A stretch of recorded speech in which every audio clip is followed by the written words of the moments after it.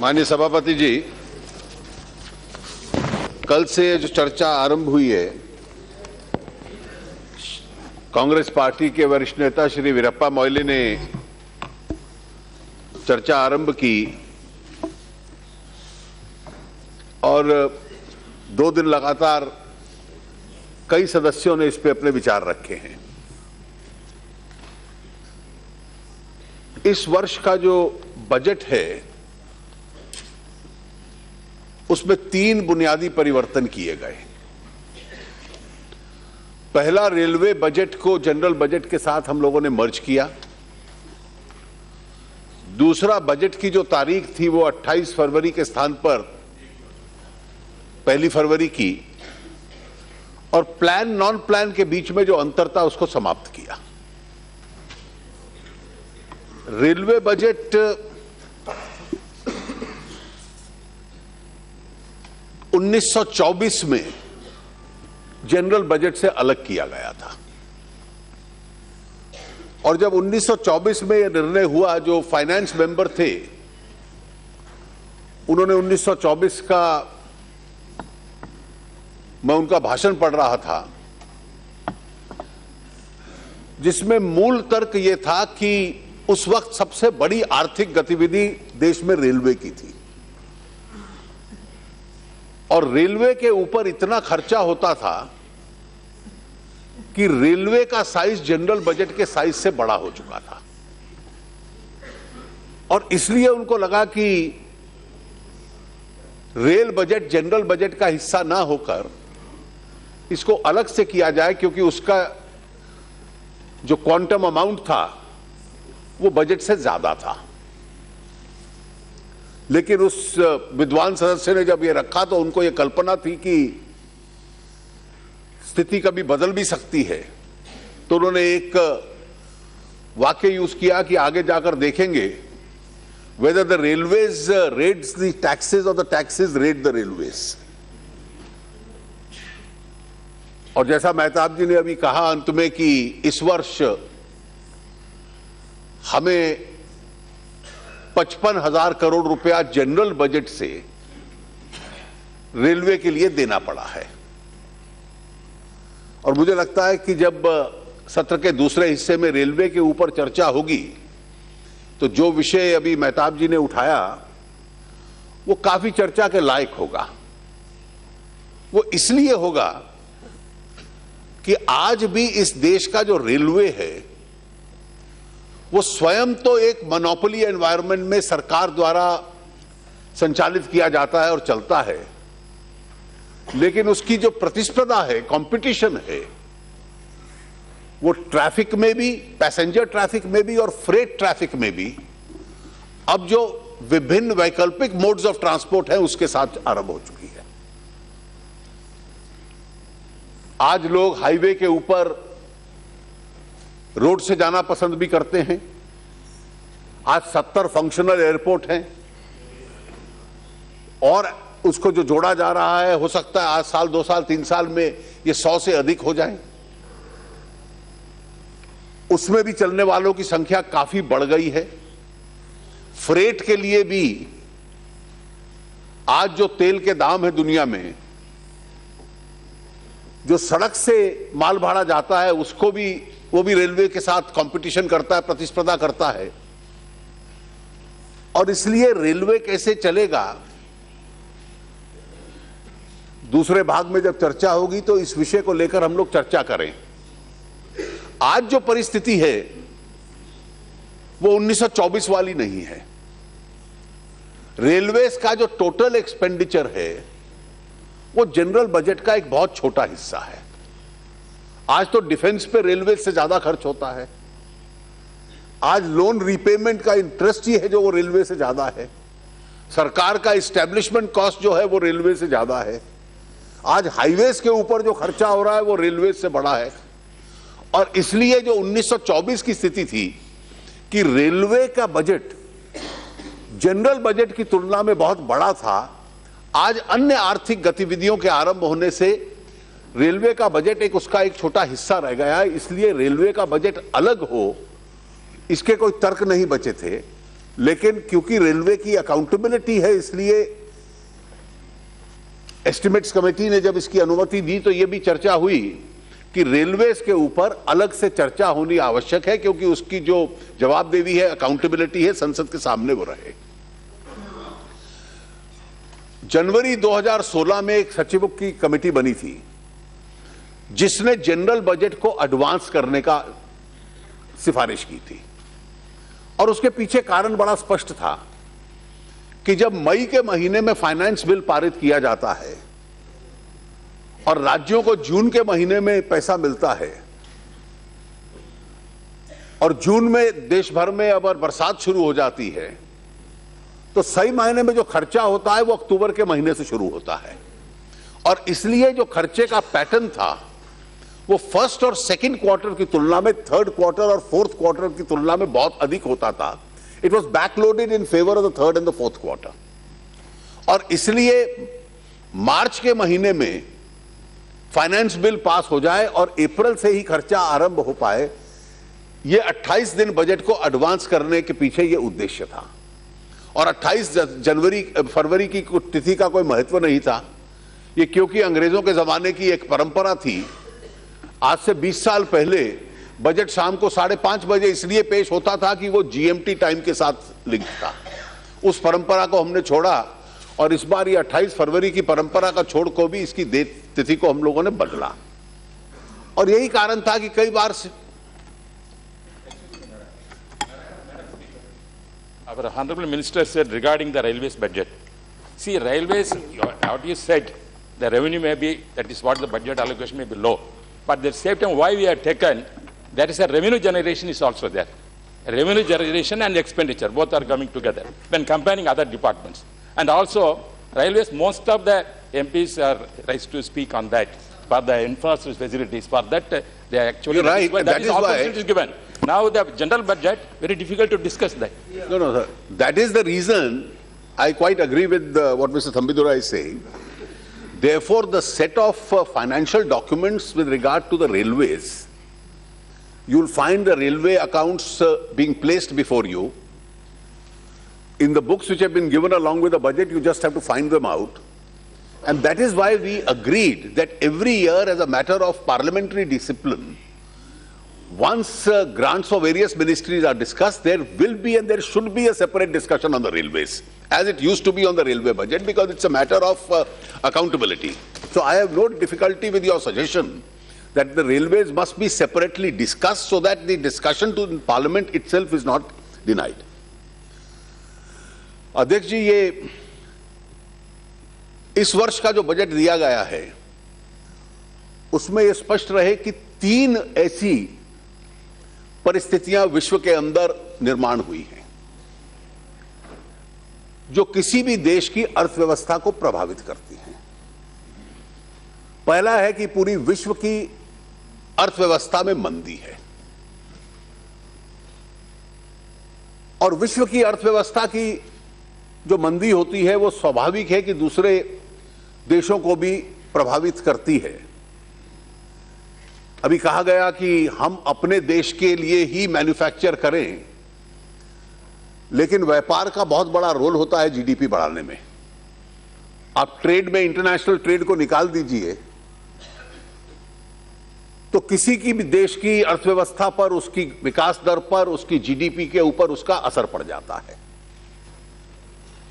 और इसलिए जब मंदी आती है दुनिया के बाजारों में तो जो खरीदार होता है उसकी जेब में पैसा कम होता है, और जब खरीदार की देश जेब में पैसा कम होता है तो स्वाभाविक है कि अंतर्राष्ट्रीय व्यापार के ऊपर उसका असर पड़ता है, और जो आपका एक्सपोर्ट सेगमेंट है उसके ऊपर उसका असर पड़ता है। डिमांड कम होती है। दूसरी परिस्थिति आई है कि पूरे विश्व में, विशेष रूप से विकसित देशों में, प्रोटेक्शनिज्म का विचार पुनः पैदा हुआ है, और उनकी नीतियां उस दिशा में निर्माण की जा रही हैं जिसका भी विश्व के ऊपर एक अस्थिरता अर्थव्यवस्था में पैदा होती है।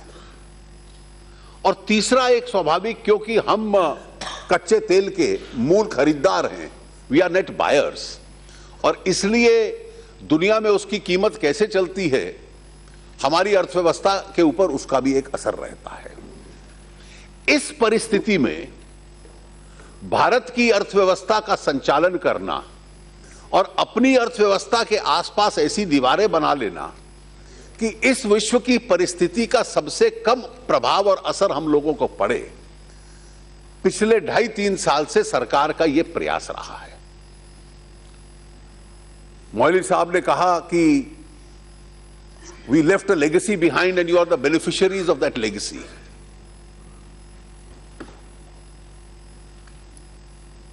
The Prime Minister from the Red Fort, Moili Saab, had conceded that whichever government has come, whichever Prime Minister has come, in some measure or the other, each one, guided by national interest, has contributed to this country. But there are political situations, there are economic situations which evolve, in which governments at times run into difficulties. And if you speak in terms of the legacy, the period from 2003 to 2008, which covered the last 1 year of the NDA government and the first 4 years of the UPA government, this was globally a boom period. So world over, the world economy was doing extremely well. And when the world economy was doing extremely well during this period, every country's growth rate was moving up. On the strength of what had happened in the global economy, India additionally benefited because the reforms from 1991 downwards, the impetus of that was still being felt. 2008 saw a major global crisis. And that global crisis obviously impacted the world, it impacted us. There were indications in between world coming out of that situation. But in some way or the other, this is a prolonged global crisis which has continued. And the world still doesn't know the adequate response, how to generate more demand. Commodity prices are fluctuating. And that situation exists. Additionally, our problem was that the UPA government, and I am not saying it from a point of view of criticism, I am saying it from a point of view of introspection if we look back, suffered for reasons of domestic policy on 2 counts. The first was that you did not realize that time has now come to eliminate discretions, particularly in allocation of resources, and switch over to a non-arbitrary, non-discretionary method by which the market mechanism will determine who gets these resources. And I think this was a fundamental mistake that you made.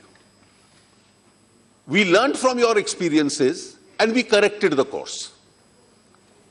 And the result of this was that whether it was spectrum or it was coal blocks, you were inviting trouble every day. To be vested with that political power is a very enjoyable experience. But then to face the consequences of that, then start giving various explanations, face various allegations, have adverse reports, adverse court verdicts, scare away investors, and the remaining part of your term post 2008-2009 substantially got wasted in trying to fight the fallout of the misuse of those discretions. And I think this is the lesson this country learned, and we decided to stay away from this. The second was that you were concentrating on redistribution of existing resources, which is a good thing. without concentrating on how to increase volumes of production. An equitable distribution system is desirable. We are all working for that. But then you have to enhance growth, you have to enhance productivity. As a result of which, growth started falling. Once growth started falling, all the fallouts took place. Inflation reached double figures. The current account deficit went up to 4.5%, which is wholly unacceptable.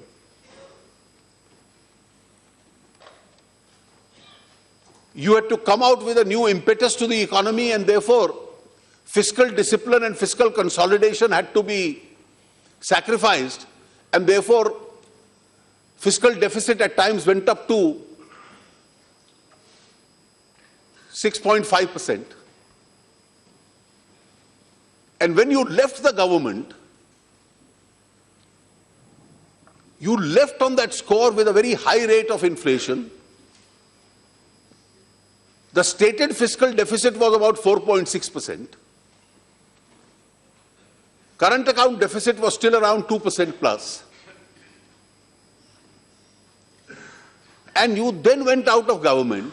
And if you look at the kind of consolidation that we have done, and therefore when Mehtab ji says, reduce more taxes, spend on A, B and C extra, the job of the government, while finding a solution of the kind that you suggested, is not to enter into another kind of problem. So consistently from 4.6 to 4.1 to 3.9, 3.5, now 3.2, hopefully next year 3%, we have brought the fiscal deficit down. Because if you have a very high fiscal deficit, it has its own consequences. The cost of your borrowings go up. And when the cost of borrowings go up, not only the center, but the states also will have to borrow at a very high percentage. And therefore, you will be spent your resources on repaying higher interests. Current account deficit jo hai, it is today 0.3%. Inflation, RBI has now targeted 4% plus minus 2. At the present level, we are at 3.6%. And therefore, if you see all these data, and not only, let me tell you, most observers felt that our decision this year to bring down the fiscal deficit from 3.5 to 3.2 was acceptable. One of the only criticisms came from your party, no, it should have been 3. 3 का अर्थ है कि हम और खर्चा कम करते, और जब private क्षेत्र का इन्वेस्टमेंट धीरे आ रहा है, सरकार भी अपना खर्चा कम कर देगी, तो फिर ग्रोथ कहां से होगी? और एक और अंतर मैं मौली साहब आपको बतला दूं, मेरे पास आंकड़े भी हैं. What matters is not merely the fiscal deficit, it's also the quality of fiscal deficit. You can contain fiscal deficit by earning more and spending more. Because if you earn more, you will maintain the fiscal deficit. Or you can cut expenditure. And cutting expenditure has a fallout on the economy because then growth goes down. During the UPA government, where your fiscal deficits were quite high, the planned expenditure 2012-13, budget estimate was 5,21,025 crores. Actual spent 4,13,000. तो काटा कितना? 1,07,000 crore. 2013-14 last year of UPA, 5,55,000 crores is your budget expenditure. Spent is 4,52,000 crores. So if you cut down over a lakh of crores of expenditure, 5 lakh crore का तो सारा developmental expenditure है, उसमें से 1 लाख काट दें और फिर कहें देखिए मैंने बिल्कुल फिस्कल डेफिसिट मेंटेन कर लिया. So the quality of your fiscal deficit was a poor quality because you maintained it only by cutting expenditure. The last 2 years, 15-16 and 16-17, in both years, our actual expenditure is more than the budgeted expenditure. So we have spent more than what we budgeted for. And the reason for this is very clear. Our revenues in the last 2 years have gone up combinedly by 17% in each of the 2 years. And when revenue buoyancy is there, the state's share in the devolution of taxes is also higher. And therefore, the quality of fiscal deficit itself is much better. Our effort is, therefore, to have as much public expenditure possible while maintaining fiscal consolidation. Our effort also has been that resources must come from where they are available. And therefore, a record amount of FDI is also coming into the country, which keeps the economic activity going. To generate demand,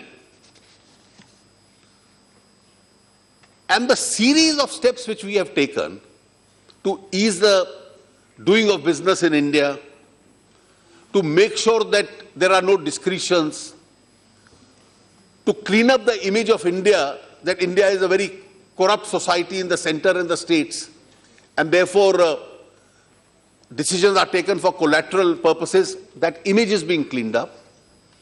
In fact, one of the great things happening in India today is that there is now competition between the states, and it's a very healthy competition. आज हर state कोशिश कर रहा है कि मैं दुनिया भर से निवेशकों को लाऊं और दुनिया भर से निवेशकों को लाकर अपनी स्टेट के अंदर इन्वेस्टमेंट ज्यादा करूं और अपनी स्टेट को एक अच्छा इन्वेस्टमेंट डेस्टिनेशन दिखलाऊं. Every state is trying that without an exception. और हम लोगों का प्रयास यह है कि अपना जितना हमने खर्चा करना है उस खर्चे को हम ग्रामीण क्षेत्र में करें, कृषि क्षेत्र में करें, जो कि अर्थव्यवस्था का बहुत बड़ा हिस्सा वहां से आता है, बहुत बड़ी जनसंख्या वहां है और वहां सबसे ज्यादा आवश्यक है क्योंकि साधनों की वहां जरूरत है. हम इंफ्रास्ट्रक्चर पे खड़े,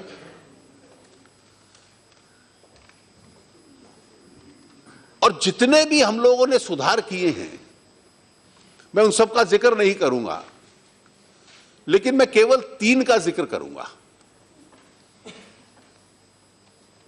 और 3 में पहला वो जिसपे कि लगभग राजनीति में एक आम राय है, जीएसटी का. जीएसटी का एक असर है कि अगर लागू हम इसको जब से करते हैं तो ये देश एक बाजार बन जाएगा पूरा एक दृष्टि से. Today you have 30 different markets in India. Her state का टैक्स अलग है. एक राज्य में दिया हुआ टैक्स दूसरे राज्य में उसका इनपुट क्रेडिट नहीं मिलता. Once you have a free flow of goods and services across the country, you have a system, there is no tax on tax. You'll have a much better efficient tax system where every limb of the transaction will be caught in the IT network. And that is the reason that all political parties have supported it and every state government is cooperating with it. And I must say that there was only one political party which abstained at that time, the AIDMK. But now that it has become a constitution amendment, the Tamil Nadu government is also actively participating in finding a solution to all the issues that arise for the implementation of the GST. So in the implementation, most of the contentious issues have been sorted out, mostly by unanimity itself. Tamil Nadu is not able to do compensation. Only 5 years you said, then afterwards what will happen? That is our problem. Sir, after that, you'll be a much happier state with much larger revenue. So have no. Yes, please.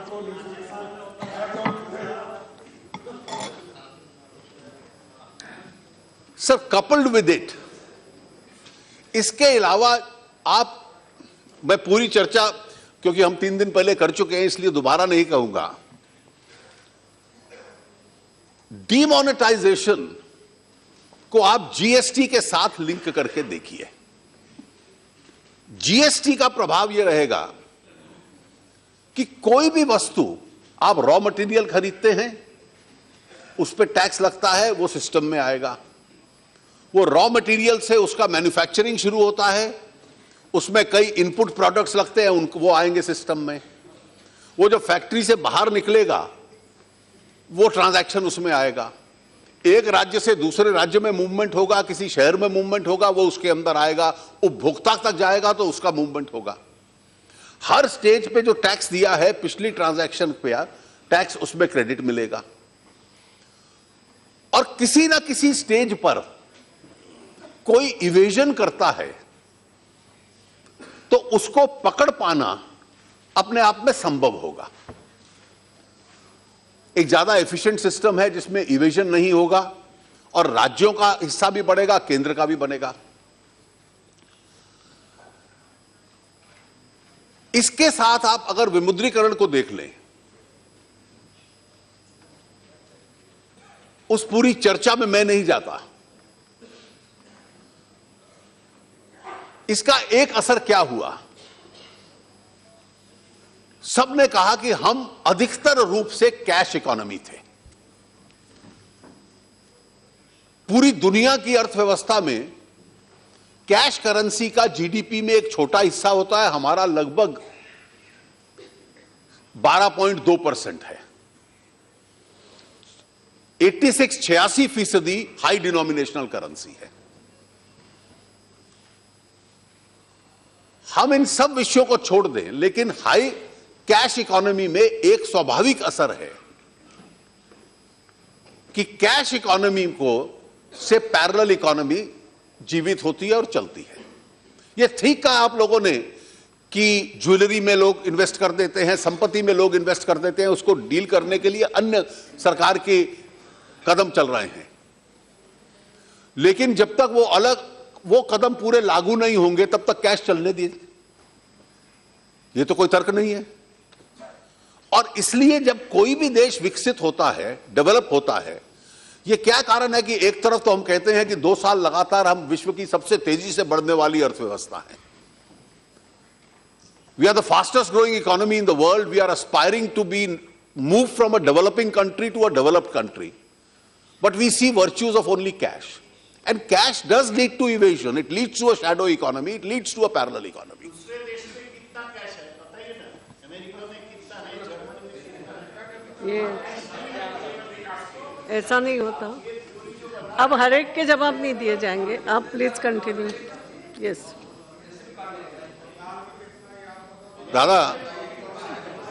दादा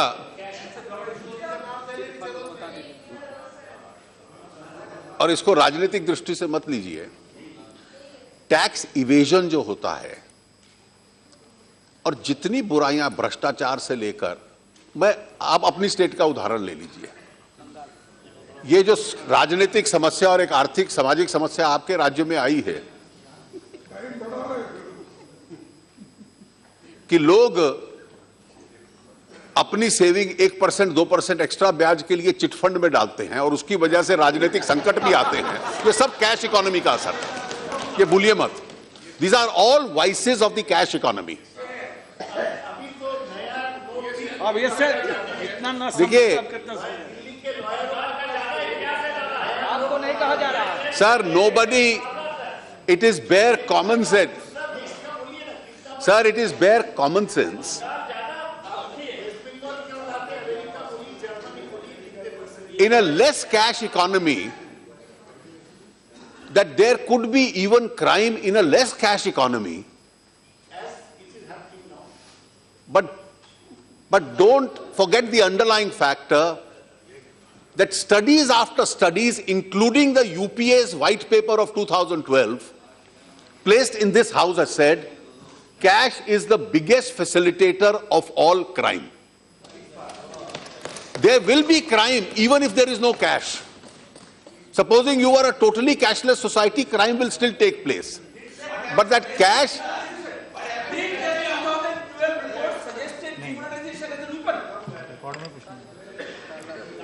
Sir, the 2012 report may have fallen short.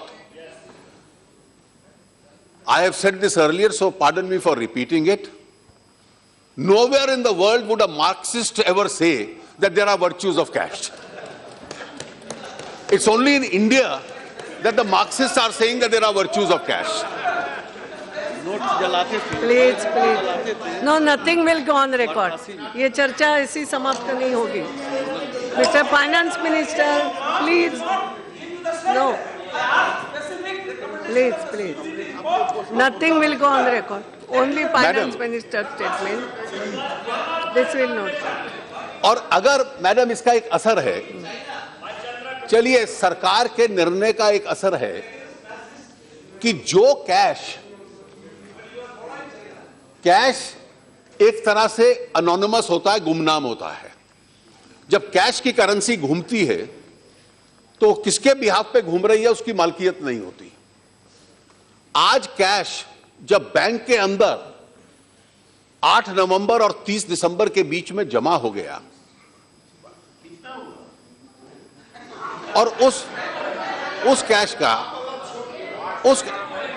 Latest स्वागत Rai ji, you are so senior that you should have understood that instead of trivializing it, today, let's be clear, let me answer your triviality now. Let me answer your triviality. Today, from all over the country, it's clear that lakhs and crores of rupees has come into the banking system. This money from various banks through the currency chest will reach the Reserve Bank. Reserve Bank obviously is going to undertake an exercise of exactly counting the currency. Counting machine hai, but as I said, it's an exercise which is time consuming. Reserve Bank may be able to give you some rough estimates, but after deleting what could be the fake currency, etc., the Reserve Bank as an important institution will have to come out with the accurate figure.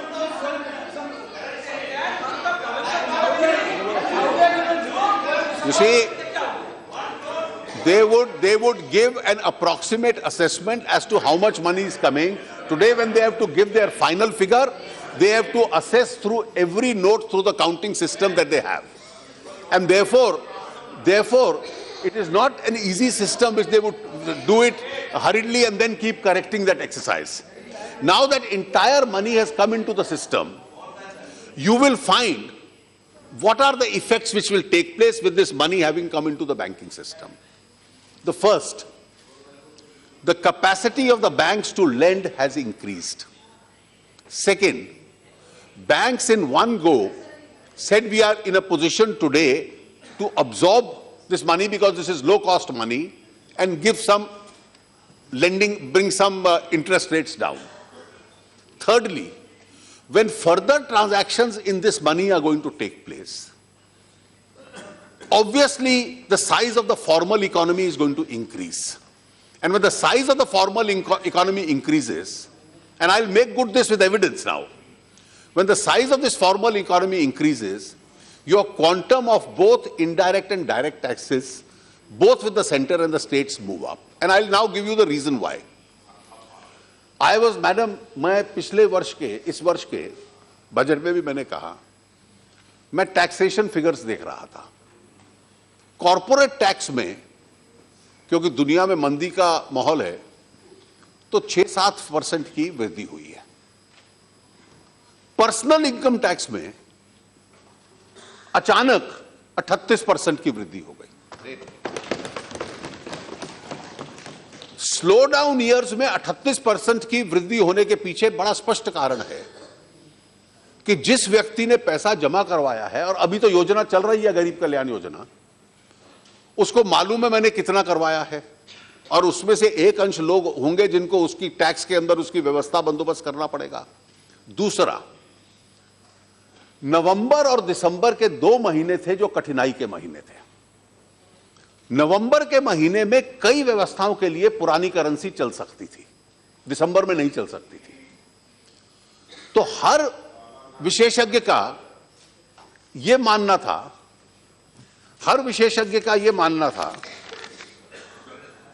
कि दिसंबर के महीने में taxation collections बिल्कुल नीचे आ जाएंगे क्योंकि economy shrink करेगी। केंद्र में जब आया तो एकदम दिसंबर में बढ़े हुए थे। हर राज्य का फिगर अगले महीने की 22 तारीख को मिलता है, तो 22 जनवरी को राज्यों के आंकड़े भी आ गए, तो राज्यों का वैट भी कम हो जाना चाहिए था सबका। मैंने एक एक राज्य का आंकड़ा पढ़ा, मैंने उस दिन बतलाया 2 राज्यों को छोड़ के हर राज्य का आंकड़ा दिखा रहा था कि दिसंबर के महीने में टैक्सेशन कलेक्शन बढ़ गया। 2 बड़े राज्यों को छोड़ के हर बड़े राज्य का बढ़ गया। अब जिस वक्त करेंसी की कमी थी और व्यवसाय श्रिंक कर रहा था, तो इनकम टैक्स कैसे बढ़ गया, डायरेक्ट टैक्स कलेक्शन कैसे बढ़ गया, इनडायरेक्ट टैक्स कलेक्शन कैसे बढ़ गया। और इसका कारण यह था, this is only a preliminary analysis I have made, that when monies went into the banking system, even during the stress period, the size of the formal economy was increasing. Yes, that's the point. And therefore, when the size of the formal economy was increasing, immediate indications of that were visible. Now, why did the sales of two-wheelers fall? Why did the sale of real estate fall? Sir, therefore, if you have read the entire analysis in the data, it presents a very mixed picture. Yeah, now you are slowly coming out with the truth. I'll give you the full truth now. आप किसके state में? 2 state में क्यों कम? ये तो वो राज्य वाले पूछे और अपने पड़ोसियों को देखें। कंपेटिटिव फेडरलिज्म में बंगाल को अपनी तुलना फिर बिहार से, उड़ीसा से करनी चाहिए, अपने पड़ोसियों से, कि उस क्षेत्र में बढ़ गया, मेरा कम क्यों हुआ।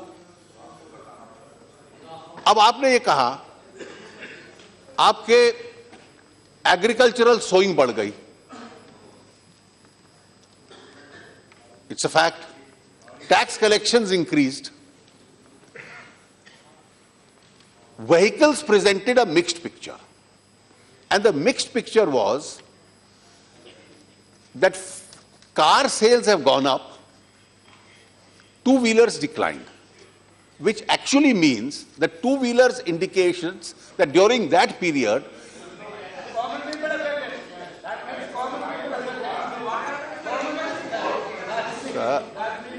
Yes. Sir, Arun ji, please, the please. reason is people in the informal economy purchase more scooters and more two-wheelers. And because the informal economy now is in the process of an integration with the formal, there is a challenge as far as the informal economy is concerned. This is what it means. Now you wanted to know how much is what is the comparison in other parts of the world. How much we are 12.2% of GDP. I'm not talking of the total. Now let me, please Arun ji, please you try. Madam, chair से बात करें। 8 घंटे से ज्यादा चर्चा हो चुकी है। Now he want- No, you Suno. don't answer such questions. It is not necessary. I have already said that nothing will go on Madam. record. चर्चा हो चुकी है। It is not like that. No. I am sorry. You have not taken my permission. It is not like this. बैठे बैठे आप बोले और कुछ हो। No, I am not allowing. I am sorry. I am telling him. Yes, I am requesting the minister not to answer such questions. Madam. Yes, Mr. Minister, you should know. Madam, Yes. some people have been debating on this with half-baked information for the last over 2.5 months. India is 12.2%. Not of GDP, of the total economy. The total economy is the GDP. Now let me give you the examples. Sweden is 2.12, South Africa is 3.56, United Kingdom is 3.6, Canada is 3.8, Brazil is 4%, Australia is 4.4, and China, Salim Saab, China is only 4.7. And therefore, if you compare it, I have given you the figures of all emerging.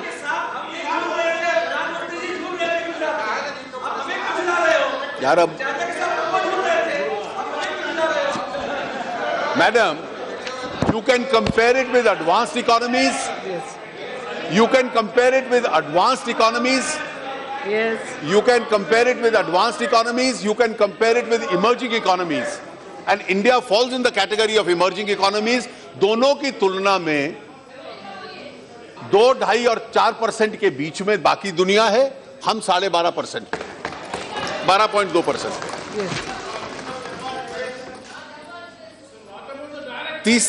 तीसरा madam, एक परिवर्तन, और सौगत रॉय जी ने इस, मेरा मोइली साहब ने भी उठाया, क्योंकि इकोनॉमिक सर्वे में उसका जिक्र आया था कि minimum basic income, universal basic income के बारे में एक बहस आरंभ की.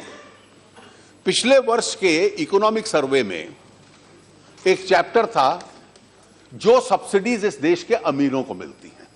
सब्सिडी तो गरीब आदमी के लिए होती है, और इकोनॉमिक सर्वे के पीछे एक उद्देश्य यह होता है, क्योंकि इकोनॉमिक एडवाइजर्स इसको बनाते हैं कि भविष्य के लिए भी कुछ एजेंडा के विषय टेबल पे रखे ताकि समाज में उसकी चर्चा हो. अब सब्सिडी अमीर आदमी के लिए नहीं होती. इस बार इकोनॉमिक सर्वे में भी यूनिवर्सल बेसिक इनकम का एक सुझाव आया, और उससे भी पूर्व जब राज्यों के अभी बजट चल रहे हैं, तो केंद्रीय बजट से कुछ दिन पहले जम्मू कश्मीर का बजट आया, तो वहां के वित्त मंत्री ने अपने राज्य के बारे में कहा कि हम लोग यूनिवर्सल बेसिक इनकम की तरफ जाना चाहेंगे.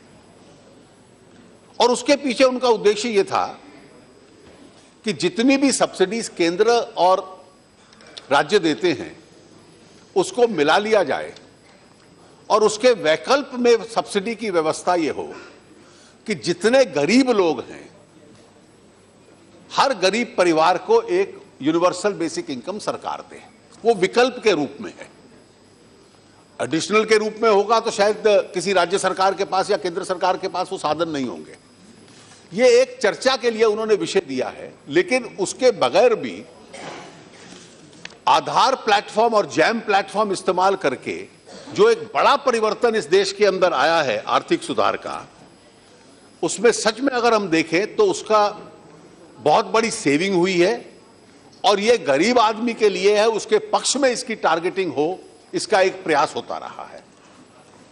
इसके अतिरिक्त बजट के पीछे एक मूल विचार क्या था? एक मूल विचार जो था, मैं सिर्फ 3-4 विचार आपके सामने रख देता हूं. यह भी कहा गया कि जॉब क्रिएशन कैसे होगा. आज सरकार खर्चा ज्यादा करे जिससे अर्थव्यवस्था ज्यादा चले. एक्सपेंडिचर के इंफ्रास्ट्रक्चर के ऊपर 3,96,000 करोड़, जिसमें से केवल ट्रांसपोर्ट इंफ्रास्ट्रक्चर पे, rural roads, urban roads, highways,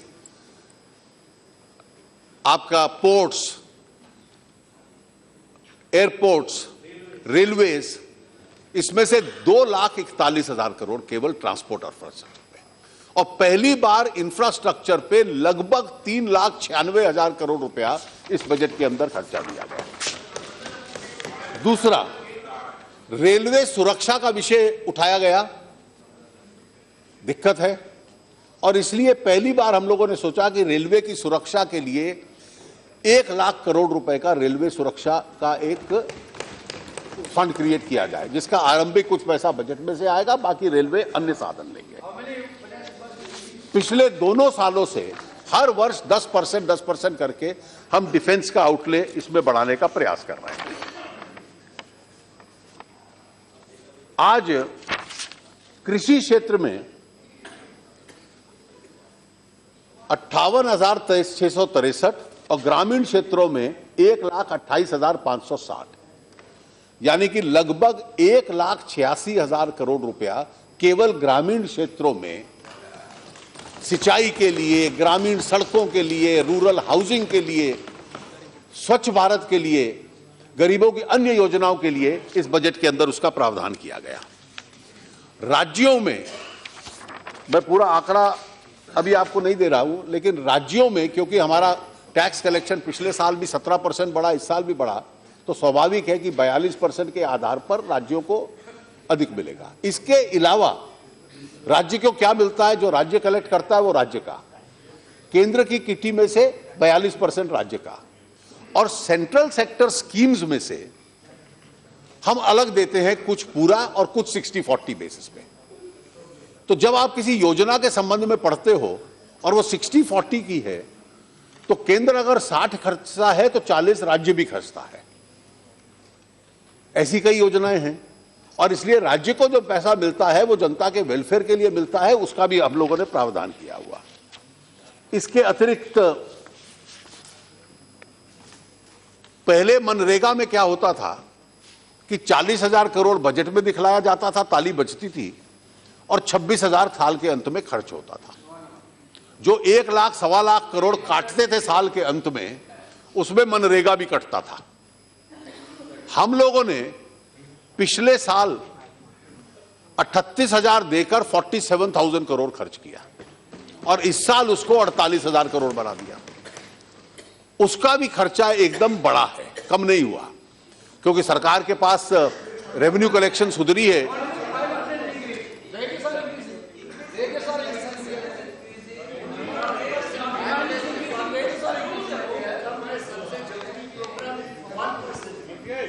I am sure with additional resources, your state government will spend more.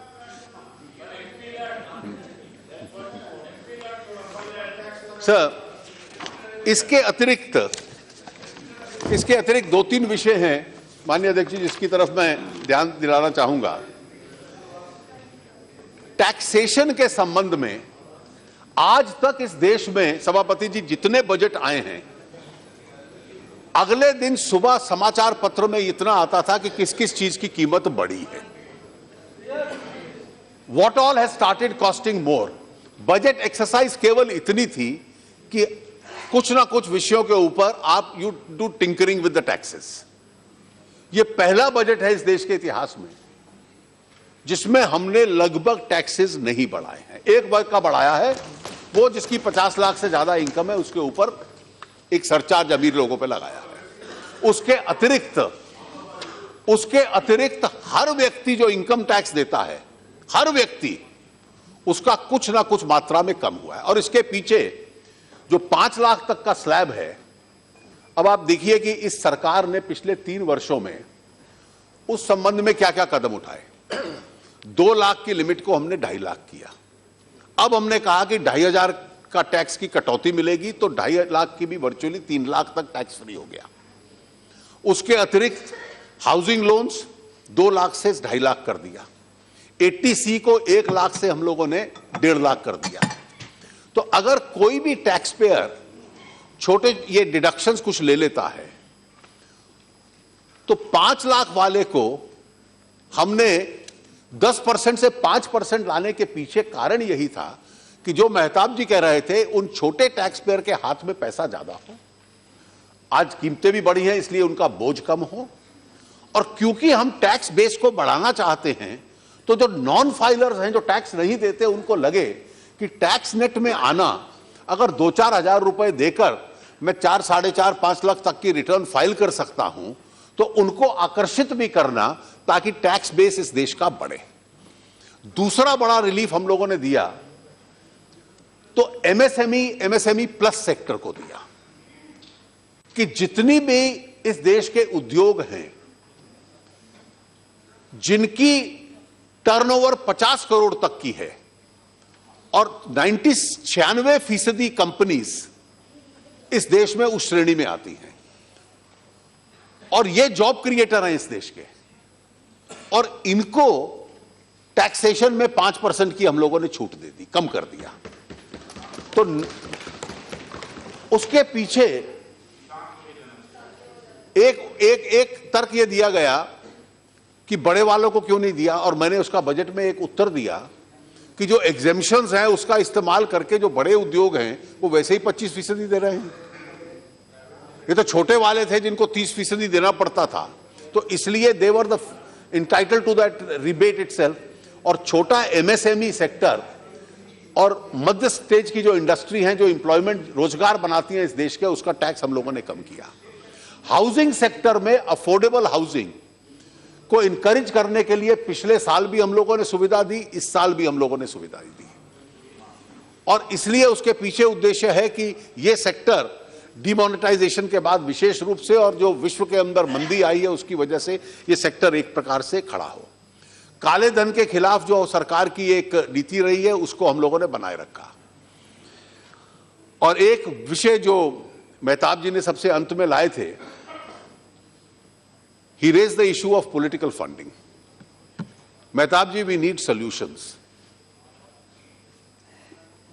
We don't want an argument where people have a problem with every solution. And that is the tragedy of political funding in India. Whichever solution you suggest, people will suggest the problem arising out of that. Now, what is in reality the situation? You were right when you said people prefer to give by cash because cash has anonymity. And today, 70 years after independence, a bulk of India's politics is being funded through unaccounted money. Nobody in this house can deny that. We've made a major serious effort to legitimize it. We have said you pay by check. The donor and the donee both get a tax advantage. We have said that pay by the digital mode. Actually, that is the best. Every political party has hundreds and thousands and lakhs of its supporters. Small donations through the digital mode. एक समय था जब इस देश के अंदर छोटे छोटे राजनीतिक कार्यकर्ता इलाके में पर्चियां काटते थे, 50-100 रुपए इकट्ठा करते थे और फिर चुनाव पार्टियां लड़ती थी। वो व्यवस्था कम हुई है। उसको आज डिजिटल मोड के ऊपर अगर आपके समर्थन देने लग पड़े, अमेरिका में जब राष्ट्रपति ओबामा पहला चुनाव लड़े थे तो उन्होंने कहा मैं बड़ा डोनेशन नहीं लूंगा, मैं छोटे डोनेशंस लूंगा, और डिजिटल मोड से ऊपर छोटे डोनेशंस लेकर उन्होंने पूरा चुनाव लड़ा था राष्ट्रपति का। तीसरा, ये 2000 का जो आंकड़ा है ये हमने तय नहीं किया, ये चुनाव आयोग का सुझाव था। चुनाव आयोग ने कहा इस 20,000 को 2,000 कर दो ताकि कठिन हो जाएगा। अगर सबकी सर्वसम्मति की राय हो समाप्त कर दो, वो दूसरा विषय है। फाइनेंस बिल पे जब चर्चा होगी तो इस पे चर्चा करेंगे। और चौथा, जो डिजिटल मोड वाला हम लोगों ने कहा, जो इलेक्टोरल बॉन्ड्स का कहा, उसके पीछे उद्देश्य ये है कि कुछ अगर गोपनीयता नहीं रहती तो फिर तो बेहतर है व्यक्ति चेक से ही दे दे। और चेक से देने वाली व्यवस्था में जो डोनर है उसकी आइडेंटिटी पता चलेगी। आइडेंटिटी पता चलेगी तो उसको डर लगता है कि कोई दूसरा राजनीतिक विरोधी मेरे खिलाफ कार्रवाई ना करे। उसको एक और डर लगता है कि किसी ने आपकी राजनीतिक दल को चेक से पैसा दिया और 2 साल बाद स्वाभाविक तरीके से उड़ीसा सरकार ने उसको कोई कॉन्ट्रैक्ट दे दिया, तो हर राज्य में ऐसे लोग हैं जो पीआईएल डालेंगे, जी उस पैसे के बदले में ठेका मिला। तो देने वाले भी डरते हैं। अब कौन सा तरीका है कि पैसा इसमें लेजिटिमेट हो, टैक्स पेड हो, अकाउंटेड हो, लेकिन इस एक्स्ट्रा डिस्क्लोजर के जो एडवर्स परिणाम है जिससे लोग डरते हैं वो ना रहे। ये वास्तविकता है। आदर्श व्यवस्था तो यह है कि सबके नाम बतला दिए जाएं, लेकिन वो उस आदर्श व्यवस्था में हम लोग जाएंगे तो फिर देने वाला कैश में देगा और लेने वाले के पास कोई ऑप्शन नहीं होगा। इसलिए इस व्यवस्था को हम लोगों ने बनाया है। बैंकिंग सीक्रेसी लॉ है बैंकिंग कंपनीज रेगुलेशन एक्ट में। बैंक किसी अकाउंट होल्डर की डिटेल नहीं दे सकता किसी को, सरकार को भी नहीं देते, कोर्ट को भी नहीं देते। आप बैंक से देने वाला बॉन्ड्स खरीदेगा चेक से पेमेंट करके, उसको मालूम है मैंने कितने खरीदे, उसकी बैलेंस शीट में रिफ्लेक्ट होगा, उसने आगे किस किस को दिए ये केवल उसको मालूम होगा। हर राजनीतिक दल को एक pre declared account election commission को देना पड़ेगा, एक अकाउंट, और आपको अगर 100 लोगों ने बॉन्ड्स दिए तो 100 के 100 उसी अकाउंट में जाएंगे। आपके हाथ में भी, यानी राजनीतिक दल के हाथ में भी वो बैंक ट्रांजैक्टेड पैसा होगा, देने वाले का भी टैक्स पेड पैसा होगा, उसके बैंक में से निकला होगा। ये एक व्यवस्था हमने सोची है। If you have any improvements to suggest, we are open for discussion and improvement, but don't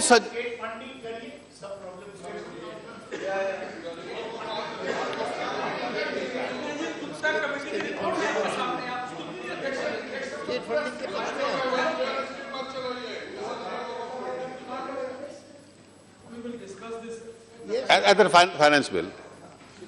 I am not answering this. I am not opposed to your idea. But your optimism is based on the fact that when state funding starts, only funds provided by the state will be used in elections and nobody will use private funds in elections. So your optimism is based on this one belief, which is not consistent with the Indian reality.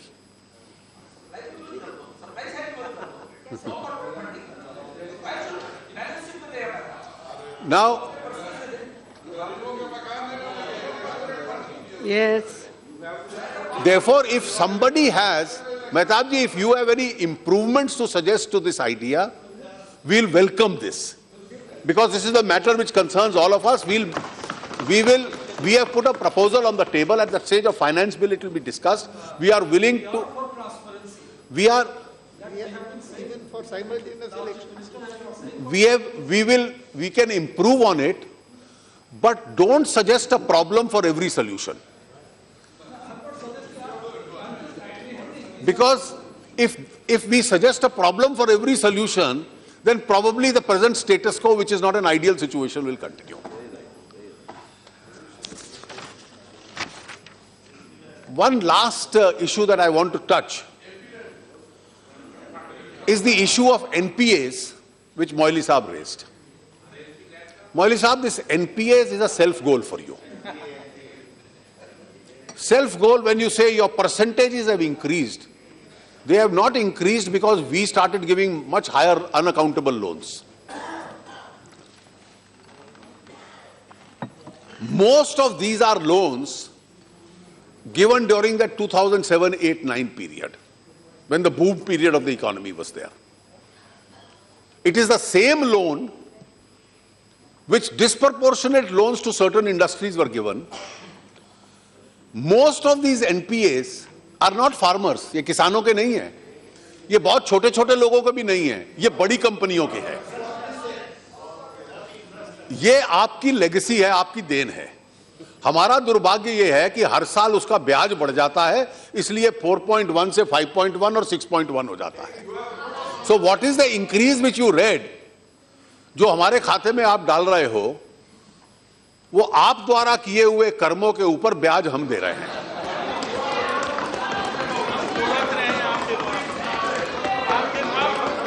और क्योंकि